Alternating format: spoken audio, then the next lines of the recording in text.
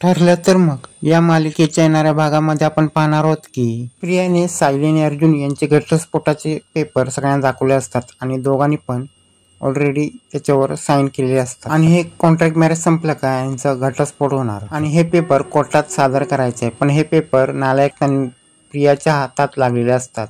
सायलीने आपल्या लग्नामध्ये विघ्न आणू नये म्हणून प्रिया सावधगिरी बाळगत असते. त्यामुळे प्रियाला माहित असतं की अर्जुन लग्न मोडण्यासाठी काय पण करू शकतो, म्हणून हे पेपर प्रिया कोर्टात जमा करण्याचे ठरवते. पण तिला माहित नसतं अर्जुन आणि सायली तिच्या एक पाऊल पुढे आहेत. पण हा घटस्फोट ते रद्द करू शकतात, कारण की नवऱ्या बायकोला घटस्फोट होण्यापूर्वी 2 ते 3 महिने एकत्र राहण्याची संधी मिळत असते. पण दोघांचं जमलं नाही तर ते त्या पेपरवर, घटस्फोटाच्या पेपरवर साईन करू शकतात.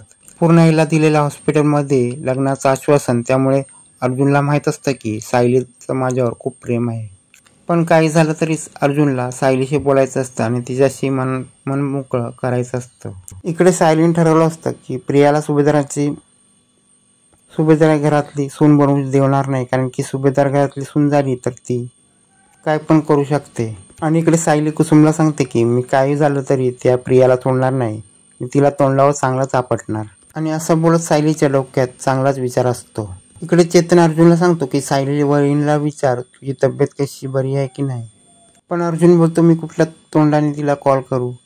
तेव्हा अर्जुन तिला जबरदस्ती कॉल लावायला सांगतो. पण हे प्रिया तिकडनं पाहत असते आणि तिकडनं प्रिया विचार करत असते की अर्जुन आणि सायली एकत्र बोलत राहिले, एकत्र भेटत राहिले तर माझे चांगलीच मला वाट लागेल आणि मला ह्याच्यातून हात धुवायला लागेल आणि ताबडतोब मला इकडे जायलाच पाहिजे. आणि प्रिया आता सायलीच्या घरी जायला निघते. इकडे अर्जुन सायलीला सांगतो मला तन्वीशी लग्न करायचं नाही. पण सायली बोलते तुम्हाला तन्वीशी लग्न करायचंच नाही, पण या सगळ्यामध्ये तुम्ही पूर्णाईला वचन दिले आणि ते वचन तुम्ही पाळा.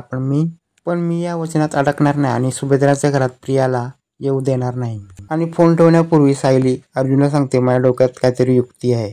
आणि फोन ठेवल्यानंतर अर्जुन चेतनला सांगतो की सायलीच्या डोक्यात काहीतरी प्लॅन आहे आणि ते काहीतरी करणार आहेत. तेव्हा चेतन सांगतो अर्जुनला तू काही काळजी करू नको, कारण की सायली वहिनी जबरदस्त प्रियाचा काहीतरी सोक्ष मोक्ष लावून टाकणार आहेत. आणि सायली वहिनी पूर्वी गप्प होत्या, पण तिच्या कुठल्या तरी विचारावर बोट ठेवलं जातं, मग त्यामुळे ती पेटून उठली.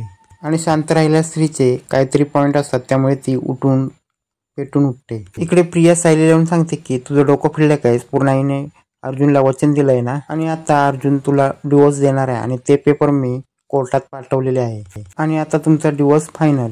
आणि आता तुमच्या डिवोर्सची प्रोसेसिंग चालू झाली आहे. तेव्हा सायली पेटून उठते आणि तिला सांगते मी सुद्धा वकिलाची बायको आहे. तेव्हा प्रिया बोलते तू असेल का, आता नाही ना. आणि प्रिया बोलते तू माझ्या नादी लागू नको, तू सुभेदार कुटुंबाची कधीच सून होणार नाही. तेव्हा सायली बोलते कारण की मी सुभेदाराची सून नाही, पण ऑलरेडी मी सूनच आहे. सायली बोलते तू माझी डिवोर्स फाईल सबमिट केली, पण मी पुन्हा एकदा लग्न करू शकते आणि मी अर्जुन सरांसोबत लग्न करणार आहे. मी तुला चॅलेंज देते आणि मी लग्न करणारच. आणि सायलीने तिला ओपन चॅलेंज दिले असते आणि प्रिया चांगलेच तोंडात पडलेली असते. तेव्हा सायली बोलते मी लग्न करून दाखवणार. तेव्हा प्रिया बोलते तू माझ्या आधी लग्न करून दाखव, मी तुला चॅलेंज देते. आणि सायली प्रियाचा हात धरते आणि तिला घरी निघून जायला सांगते. तेव्हा प्रिया बोलते मी तुझ्या गळ्यातलं मंगळसूत्र हाताच्या हातात काढून टाकणार आहे. आणि असं बोलत प्रियाने सायलीच्या मंगळसूत्राला हात घातलेला असतो आणि त्यामुळे हात घातल्यानंतर हे सगळं सायली चांगलीच प्रियाची वाट लावते आणि आता बोलते तुझं आता सगळं संपलं. आणि मंगळसूत्राला घातलेला हात सायली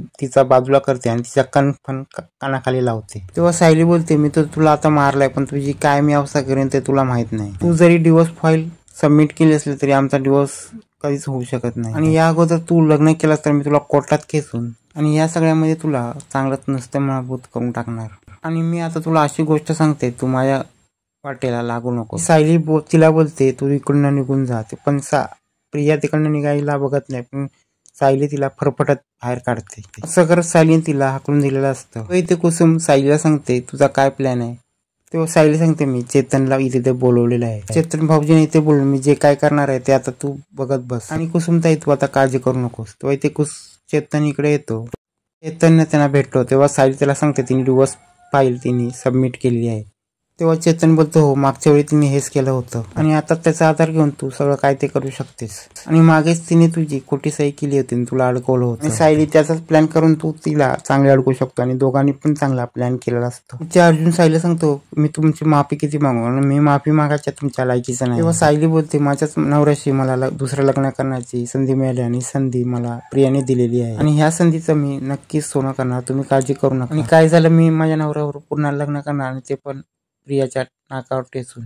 आणि अर्जुन सरांनी ते इन्स्पेक्टर साहेबांना बोलला असतो आणि चांगलाच प्लॅन त्यांना सांगितलेला असतो. आणि प्रिया विरुद्ध मोठा पुरावा म्हणजे मागच्या वेळी डिवोर्स मध्ये केलेला त्यांनी काहीतरी घोळ. आणि या प्लॅन मध्ये प्रतिमाला पण सुद्धा सामील केलं जातं. आणि चेतन प्रतिमाला सांगतो, तुम्ही सायलीला साथ द्या. आणि प्रतिमा बोलते, काय झालं, मला सायलीला साथ द्यायची आणि तू सांग मला काय करायचंय. आणि आता पुढचा प्लॅन ठरतो आणि प्रियाला यामध्ये अडकवण्याचा प्रयत्न केला जातो. तेव्हा चेतन सांगतो, सगळा प्लॅन झालाय पण प्रियाचे इथे पोलीस पाठवायचे आहेत. तेव्हा इथे सुभेदारांच्या घरात पोलीस आले असतात आणि ते प्रियाला सांगतात, तुमच्या विरुद्ध सायलीने कंप्लेंट केलेली आहे. आणि पोलीस सुभेदार कुटुंबाला सांगते की तुम्ही अर्जुन आणि सायलीचं लग्न झालं असलं तरी त्यांचं आता अर्जुनचं दुसरं लग्न करताय जोर जबरदस्तीने. तेव्हा अर्जुन आणि सायलीने प्रियाला चांगलाच झटका दिलेला असतो आणि सुभेदार कुटुंब पण हैराण झालेलं असतं. आणि सायलीने प्रियाला एक झटका दिला, आता पुढे किती झटके देणार हे पाहणे पण रंजक ठरणार आहे.